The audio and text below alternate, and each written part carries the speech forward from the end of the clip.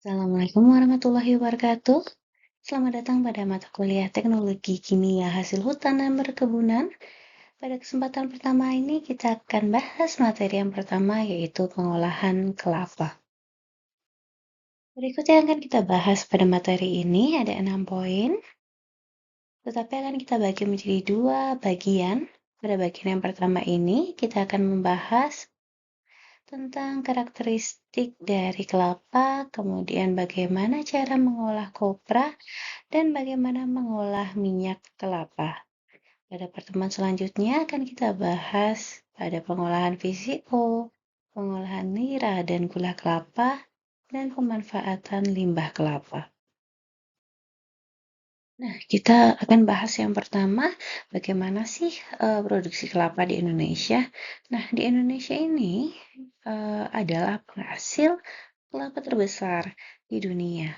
Tetapi ekspor kelapanya masih dalam bentuk kopra. Yang selanjutnya siapa sih yang paling besar?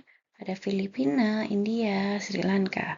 Nah, kalau Filipina itu walaupun produksinya besar, tapi dia ekspor terbesarnya itu lebih ke minyak kelapa. Jadi sayangnya Indonesia ini masih dalam bidang ekspornya karena kita masih ekspor dalam bentuk kopra, di mana kopra ini adalah kelapa yang dikeringkan, jadi masih dalam bentuk raw material, jadi belum olahan ya.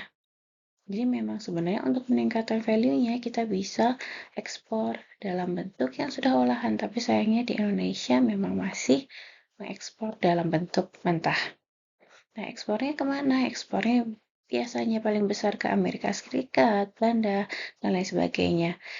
Jadi, Indonesia penghasil terbesar, tetapi ekspornya masih dalam bentuk barang-barang mentah. Sedangkan Filipina mostly itu sudah mengekspor dalam bentuk olahan. Nah, di Indonesia ini kan penghasil yang paling besar. Tapi di daerah mana sih di Indonesia yang menghasilkan produksi kelapa paling besar secara nasional? Jadi, paling besar ada di Provinsi Riau, Sulawesi Utara, Jawa Timur, Maluku Utara, dan Sulawesi Tengah. Nah, materi yang pertama yaitu karakteristik kelapa. Saya yakin teman-teman pasti udah pernah lihat pohon kelapa semuanya. Ya, pohon kelapa adalah tanaman yang tumbuh setiap tahun, memproduksi setiap tahun, batangnya keras dan tidak bercabang. Eh, tumbuhnya tegak dan memiliki banyak varietas lebih dari 100 jenis. Biasanya akan mulai menghasilkan pada tahun 6 sampai 7 dan matangnya itu selama 16 sampai 18 setelah pembuahan atau pollination.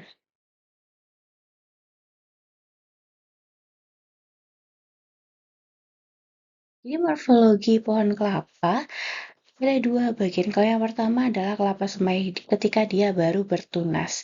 Jadi kalau baru bertunas itu adalah bentuknya seedling. Jadi di sini masih bentuknya kecil, hanya ada daun, batang muda, dan akarnya. Tetapi kalau sudah tua, sudah menjadi yang namanya kelapa sebagai tanaman menghasilkan atau TM. Ada akar, batang, daun, bunga, dan buah. Nah, dari tanaman menghasilkan tadi, yang paling penting ada dua, yaitu bunga kelapa dan buah kelapa. Di bunga kelapanya, eh, bunga kelapa ini unik karena dia terbagi menjadi bunga jantan dan bunga betina. Jadi bunga betina itu ada di ujungnya, sedangkan bunga jantannya itu adalah si manggar ini yang bercabang-cabang. Dan bunganya itu ditutup dari seludangnya atau spediksnya. Jadi yang di sini yang bulat ini adalah bunga betinanya, sedangkan yang panjang di sini ini adalah bunga jantannya yang akan memberikan serbuk sarinya. Jadi putiknya ada di bunga betina. Jadi untuk bisa menghasilkan buah kelapa harus ada pollination dari bunga jantannya menuju bunga betinanya. Jadi kalau sudah menjadi buah kelapa, maka akan terbagi morfologinya dari tangkai buahnya, kemudian sabutnya, tempurung kelapanya, kemudian daging buah atau endokarpnya, air buahnya, dan mata buahnya. Mata buahnya ini nanti akan menjadi seedling yang tadi kita bahas sebelumnya. Nah, varietas kelapa ini ada dibagi menjadi secara garis besar dibagi menjadi 3. Ada kelapa dalam, kelapa ganja, dan kelapa hibrida. Bedanya apa? Kalau kelapa dalam ini yang buahnya warnanya hijau. Mostly akan kita lihat di yang jual kelapa muda atau yang jual kelapa mostly adalah kelapa dalam, sedangkan kelapa ganja itu adalah yang warnanya kuning. Kelapa dalam biasanya karakteristiknya adalah pohonnya sangat-sangat tinggi, sedangkan kalau kelapa ganja itu pohonnya pendek, buahnya banyak. Nah, kelapa dalam hasil buahnya tidak terlalu banyak. Jadi, untuk menghasilkan kelapa yang tidak terlalu tinggi tapi buahnya banyak, maka akan disilangkan dari kelapa dalam dan kelapa ganja menjadi kelapa hibrida. Ini adalah kelapa yang varietasnya paling banyak ditanam karena paling menguntungkan untuk petani kelapa.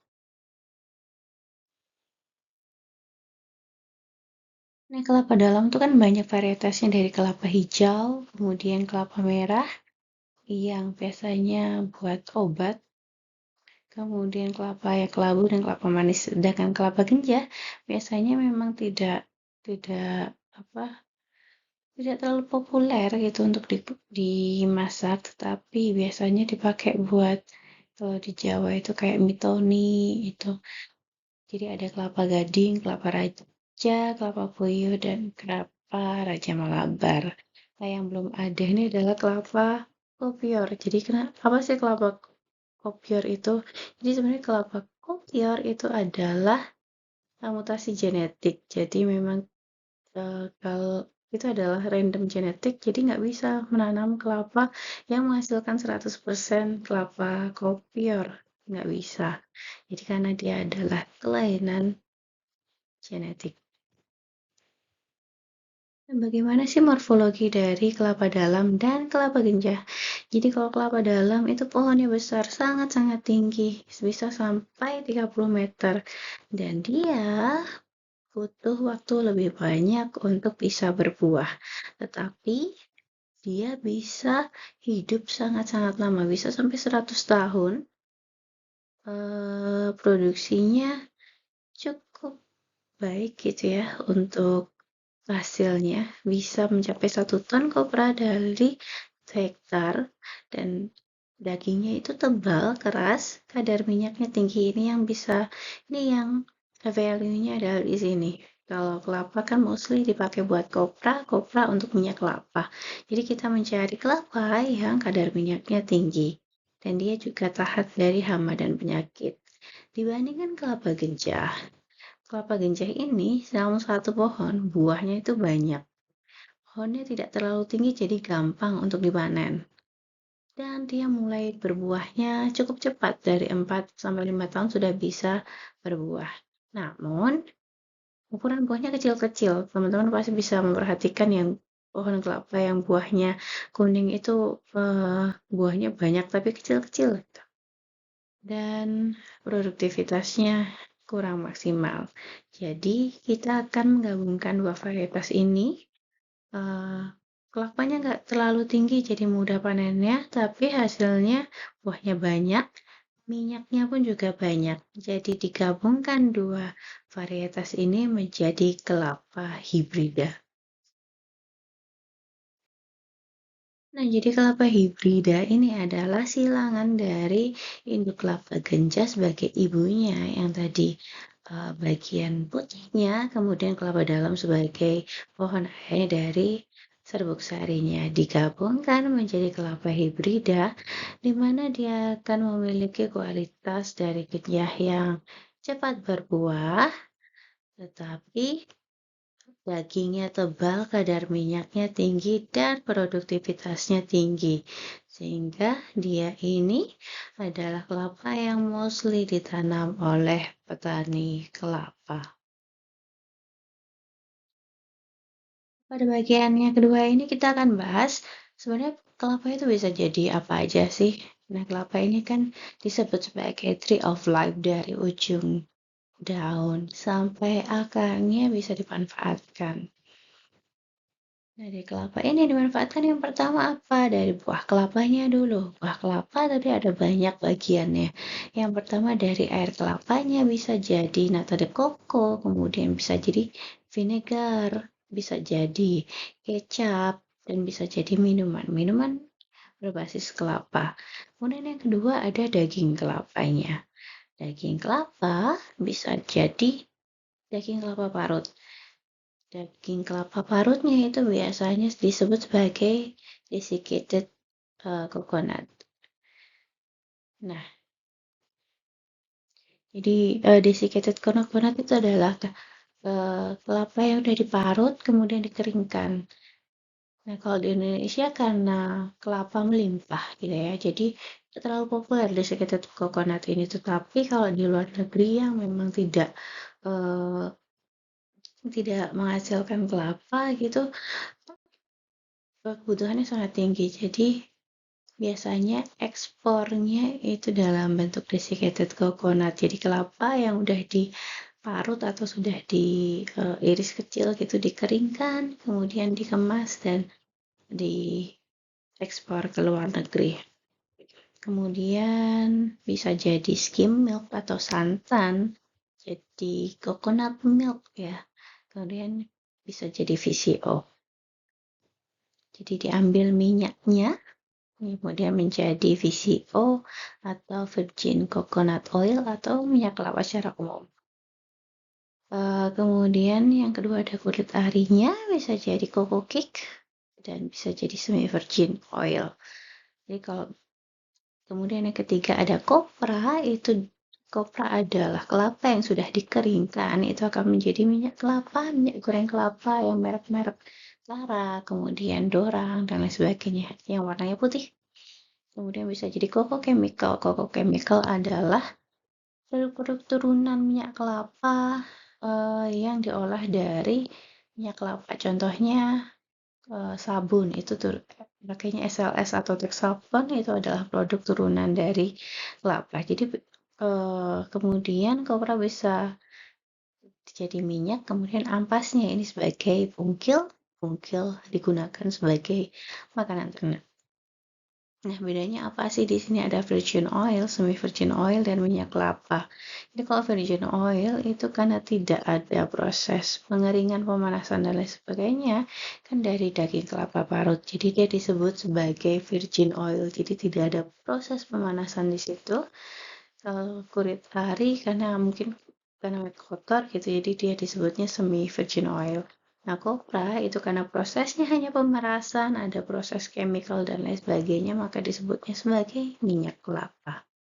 Nah, ini dari daging kelapa. Kemudian, yang selanjutnya tempurungnya bisa dijadikan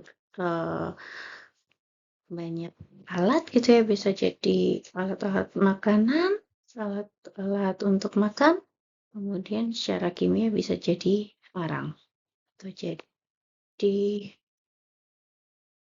charcoal atau activated charcoal nanti akhirnya.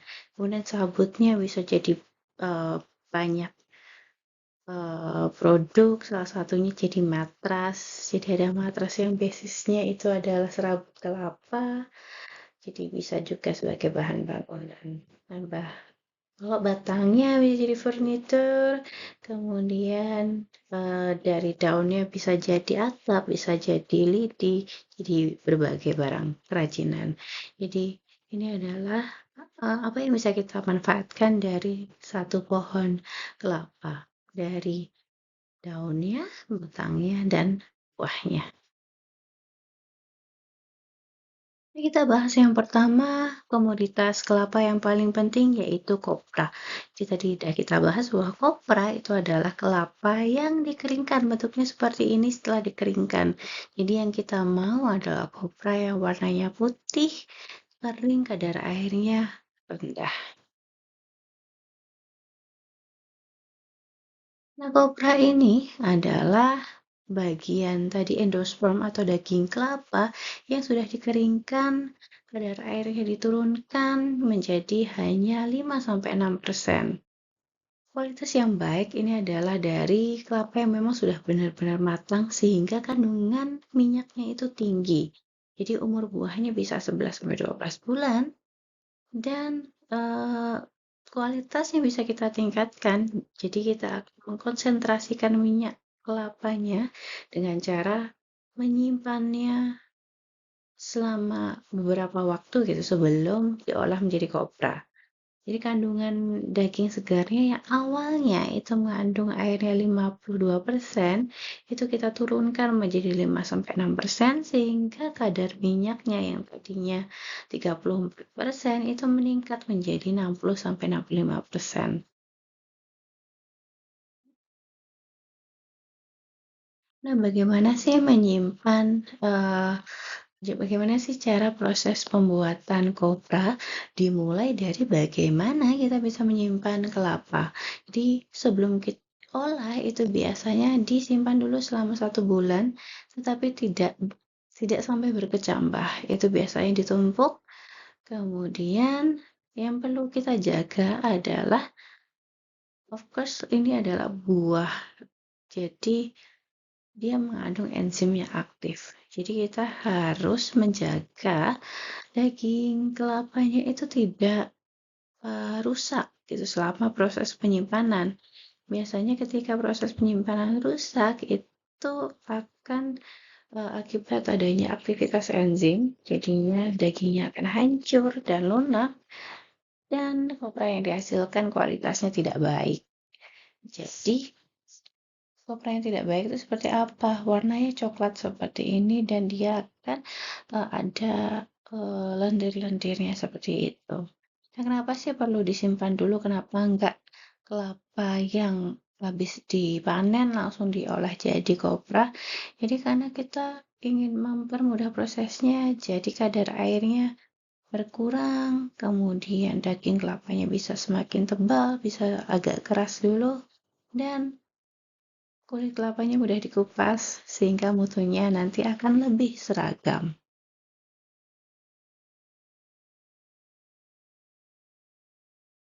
Nah, ini adalah bagian yang paling penting dari proses pengolahan kopra. Intinya adalah di sini. Proses pengeringan daging buah kelapa. Tujuannya adalah mengawetkan, kemudian mengurangi beratnya, menghilangkan airnya, dan sehingga akhirnya kadar minyaknya akan lebih tinggi. Bagian yang paling tricky ini adalah menentukan waktu pengeringan. Karena waktu pengeringannya terlalu lama, nanti akan menghasilkan kopra yang gosong gitu ya, warnanya jadi coklat. Tetapi kalau waktunya masih singkat, jadinya belum terlalu kering. Nah, jadi kita mengupayakan waktu yang singkat tetapi suhunya tepat, sehingga kita bisa mencegah kerusakan dari dekomposisi akibat aktivitas enzim tadi. Jadi kalau suhu tinggi itu kalau kontaknya terlalu tinggi itu akan menghasilkan kelapa yang warnanya coklat seperti ini. Karena suhunya terlalu tinggi jadi efeknya adalah yang di luar ini akan jadi kering sedangkan di dalamnya ini belum bisa kering. Akhirnya gimana? Air yang terkandung di dalamnya itu tidak bisa keluar karena yang di bagian luar itu sudah terlalu kering. Jadinya akan jauh lebih mudah busuk. Tetapi kalau suhunya terlalu rendah, itu aktivitas enzimnya itu tidak terhentikan sehingga akan terjadi lendir pada daging buah sehingga penampakan kopranya kan berlendir tidak baik ya, tidak masuk ke yang grade baik, kemudian akan terbentuk free fatty acid, kandungan asam lemak bebasnya akan sangat tinggi. Nah, jadi proses pengeringan ini biasanya dilakukan dalam berhari-hari gitu ya. Jadi targetnya itu pada hari pertama yang kadar airnya 50 sampai 55% itu turun jadi 35%. Hari kedua turun menjadi 20% dan hari ketiga menjadi target akhirnya yaitu 3% sampai 5%. Nah, ada beberapa cara untuk mengeringkan kopra. Itu ada sun drying di bawah sinar matahari, smoke curing menggunakan asap, dan indirect drying. Proses yang pertama yaitu sun drying atau menjemur di bawah sinar matahari. Ini adalah cara yang paling mudah, cara yang paling populer, dan paling ekonomis.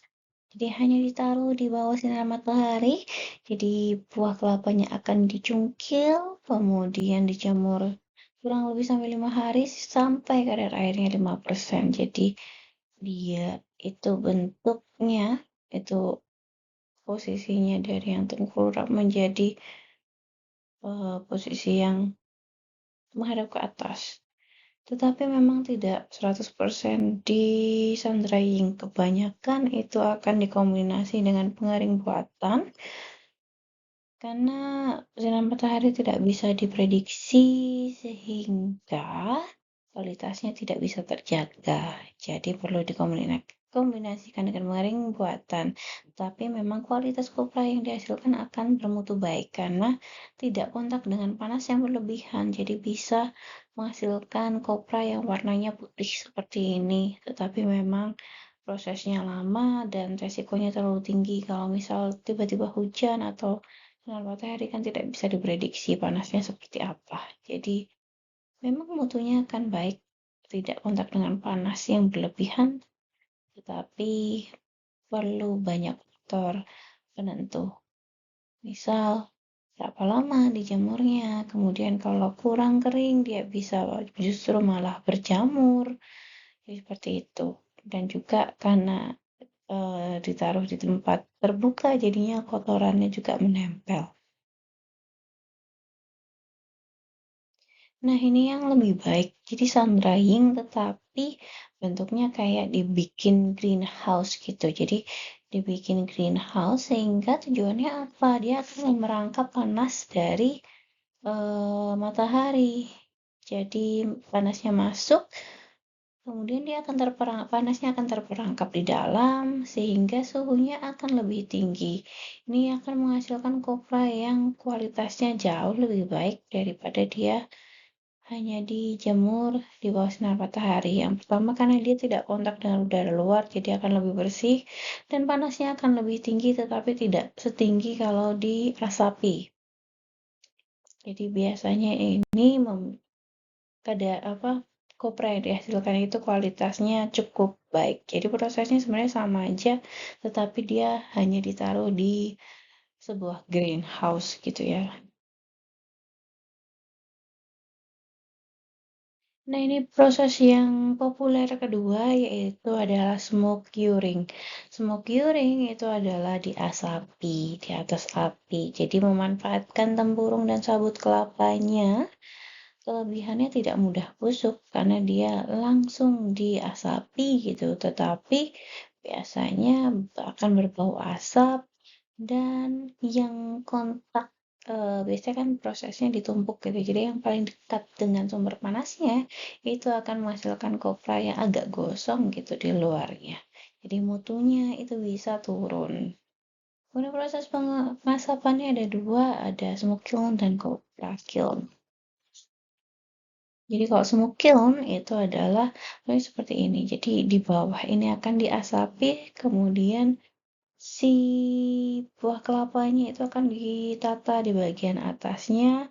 Asapnya itu akan mengeringkan si kelapa dari sampai dia kering gitu. Jadi kalau asap dari kelapa itu khas ya, tempurung kelapa itu biasanya khasnya adalah eh, asap yang dihasilkan itu warnanya putih.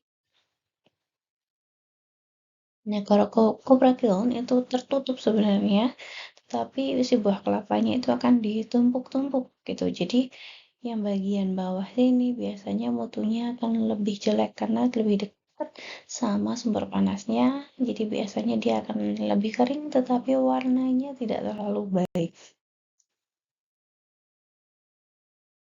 Nah, ini yang agak mahal itu untuk digunakan itu adalah indirect drying. Jadi prosesnya memanfaatkan aliran udara yang sudah dipanaskan. Jadi sudah ada udara yang sudah dipanaskan gitu, kemudian masuk ke heat exchanger, udara panasnya akan dihembuskan ke dalam ruangan pengering. Jadi kemudian yang sudah digunakan udara yang sudah digunakan untuk mengeringkan itu akan dikeluarkan gitu. Jadi memang mutu kelapanya baik. eh, Suhu yang digunakan sekitar 60 sampai 70 derajat Celcius. Mutunya baik, tetapi membutuhkan proses instalasi yang lebih rumit gitu. Jadi membutuhkan biaya yang lebih besar dibandingkan dua proses sebelumnya. Selanjutnya kita bahas mengenai kerusakan yang terjadi pada proses pengeringan. Jadi salah satu kesulitan proses pengeringan itu adalah menentukan suhu dan menentukan waktunya. Nah, kalau pengeringannya tidak diatur dengan baik, eh, maka bisa terjadi yang namanya case hardening. Case hardening ini apa sih? Yang tadi sudah saya ceritakan sebelumnya. Jadi bagian luarnya sudah kering, tetapi bagian dalamnya itu masih basah. Artinya apa? Karena yang luar sudah kering, karena sudah kering jadi air yang terjebak di dalamnya itu tidak bisa keluar. Sehingga airnya akan terjebak di dalam daging buah. Efeknya apa? Efeknya ya akan lebih mudah busuk gitu karena kandungan airnya masih terlalu tinggi. Tetapi airnya udah nggak bisa keluar. Nah, bagaimana mencegahnya? Jadi, mencegahnya itu dengan cara menurunkan suhu pengeringan secara bertahap dan menaikkan humidity-nya atau kadar udaranya, kekeringan udaranya selama tahap akhir pengeringan, sehingga nggak langsung kena udara panas banget. Kalau udara panas banget kontakkan, maka yang luar itu akan cepat kering, tetapi yang bagian dalamnya itu tidak kering. Jadi menaikkan suhu secara pelan-pelan sehingga memberikan waktu untuk air di dalamnya bisa keluar. Jadi mengatur bagaimana proses pengeringan yang bisa digunakan untuk menghindari case hardening itu periode pengeringannya sependek mungkin dengan mengatur suhu, kecepatan aliran udara, kemudian relatif humidity-nya dan luas permukaan daging kelapanya sehingga tidak terjadi case hardening. Nah, bagaimana mengawetkan kopra yang sudah kering? Biasanya kopra yang sudah kering itu daging buahnya pH-nya di antara 6 sampai 6,8. Jadi bisa mengundang aktivitas mikroorganisme. Jadi ada beberapa cara yang digunakan untuk mengawetkan. Jadi bisa diawetkan dengan mengalirkan gas SO2 untuk mencegah jamur, mempercepat pengeringan, dan biasa digunakan pada proses sun drying. Bisa juga dengan merendam dengan larutan asam asetat dan asam sulfat, atau merendam dengan larutan soda Na2CO3. Kemudian bisa juga direndam dilewatkan di larutan NaCl untuk membatasi aktivitas enzimnya. Jadi kopra itu karena tujuannya diekspor, maka kita harus memperhatikan mutunya. Jadi mutu yang bagus itu seperti apa? Mutu yang bagus ya seperti ini, dagingnya putih dan tebal dan juga kering. Kalau ini adalah grade yang paling jelek, jadi di sini kelihatan warnanya coklat, kemudian agak berlendir, bentuknya tidak seragam.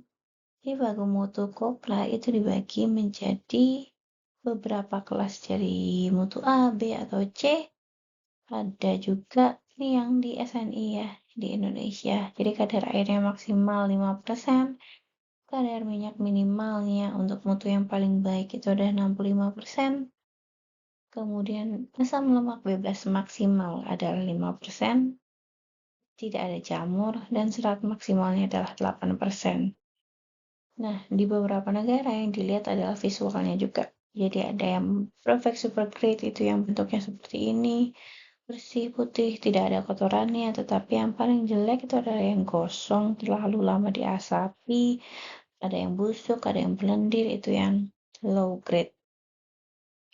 Jadi yang diinginkan adalah kopra yang seperti ini.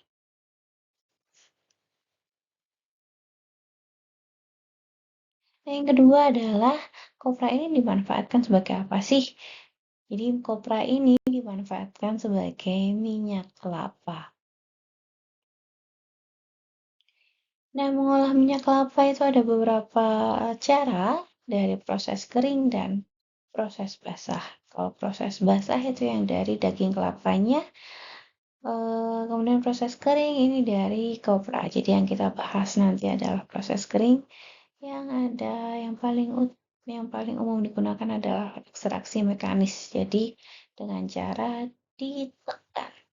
Nah, kalau yang proses basah itu bisa menggunakan proses penggorengan, itu yang biasa disebut sebagai minyak kelenti, atau kalau kalian pernah bikin minyak dengan cara santannya digoreng, nah itu adalah proses pemanasan atau penggorengan. Jadi kalau proses basah ini basisnya adalah dari santan kelapanya, kemudian bisa juga dengan cara pengasaman atau fermentasi.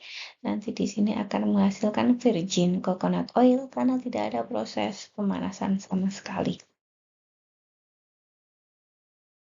Nah, ini adalah proses untuk mendapatkan minyak kelapa dari kopra. Jadi kalau teman-teman pernah beli minyak kelapa yang ada di toko-toko misal Dorang, Kara, dan lain sebagainya, ini adalah prosesnya seperti ini. Jadi bahan bakunya adalah kopra, kemudian si kopra ini nanti akan di-press gitu, akan ditekan sehingga minyak kelapanya keluar.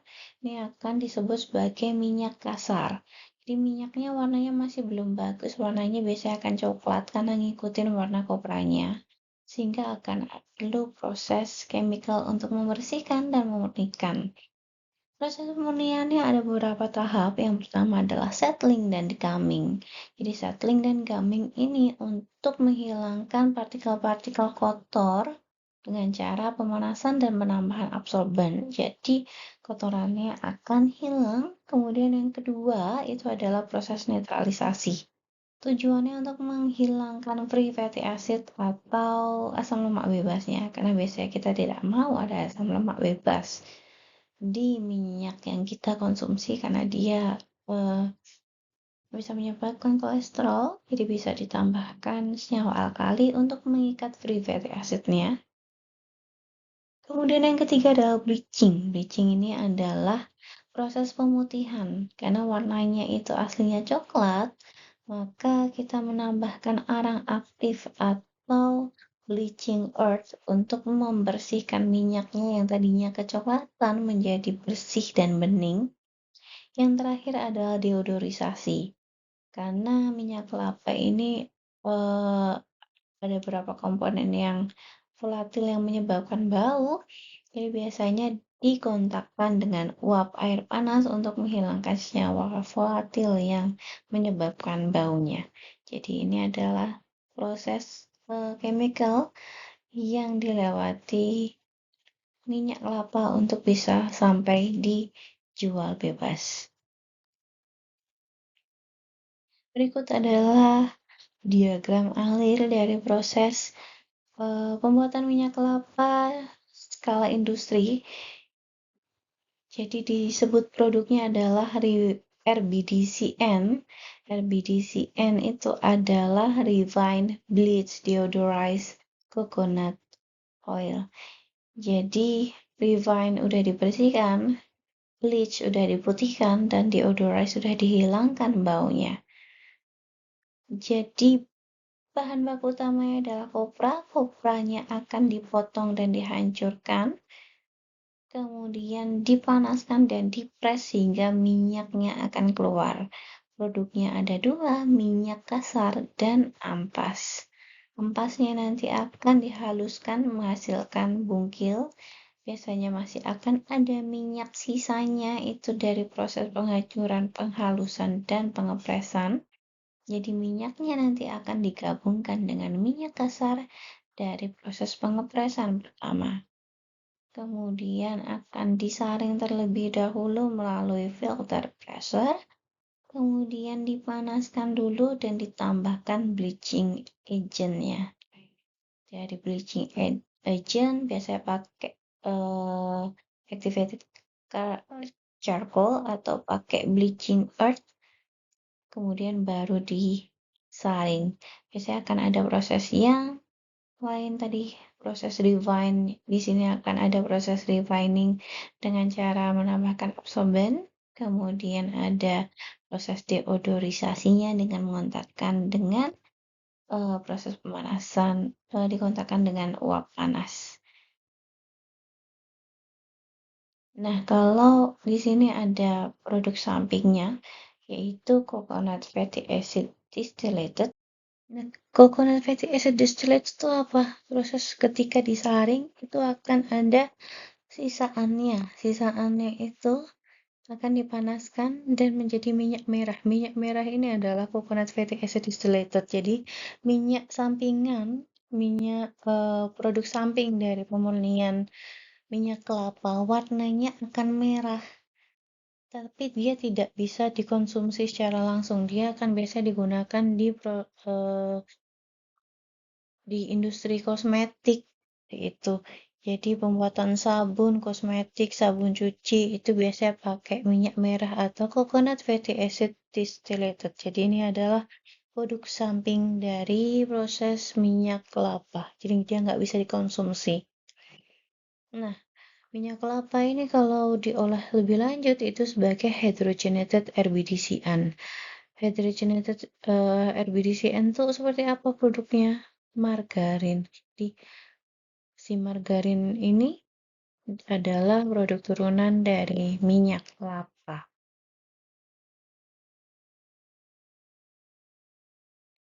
Nah, ini kalau tadi itu secara industrial, ini secara rumahan gitu ya, atau secara industri UMKM. Biasanya kopranya masih basah, dihancurkan, kemudian diparut, digoreng, disaring, kemudian akan menjadi minyak kasar dan ketika disaring, ketika dipanaskan akan terpecah itu menjadi dua, akan menjadi minyak dan menjadi protein yang akan menjadi bungkil. Kemudian baru dipres akan didapatkan minyak sayurnya. Nah, ini kalau dari proses pemanasan yang bahan bakunya adalah minyak kelapa. Jadi buah kelapa dikupas, kemudian dicungkil, didapatkan santannya. Santannya akan dipanaskan beberapa kali, kemudian dipres, disaring, akan dapat minyak kelentik. Istilahnya minyak kelentik atau minyak kelapa. Biasanya buat pijat atau ya masih bisa dipakai buat goreng. Dan produk sampingnya adalah si proteinnya itu ada kalendo atau kalau di orang Jawa biasanya ngomongnya adalah blondo. Biasanya dipakai buat masih bisa dipakai buat dimakan juga sih karena dia adalah protein. Nah, ini adalah video pengolahan minyak kelapa secara tradisional. Teman-teman bisa simak dan saksikan ini dari acara di Trans7 Sibolang. Jadi bagaimana sih proses pengolahan minyak kelapa secara tradisional yang tadi kita bahas terakhir, proses pemanasan dari buah kelapanya, kemudian didapatkan santannya, dan dipanaskan sampai mendapatkan minyak lentiknya. Jadi ini adalah materi pertama dari pengolahan minyak kelapa. Minggu depan akan kita lanjutkan pada materi yang kedua, yaitu bagaimana menaikkan VCO sampai nira kelapa dan pemanfaatan menjadi bahan produk-produk yang lain. Terima kasih sudah menyimak materi kali ini. Saya akhiri pertemuan kali ini. Wassalamualaikum warahmatullahi wabarakatuh.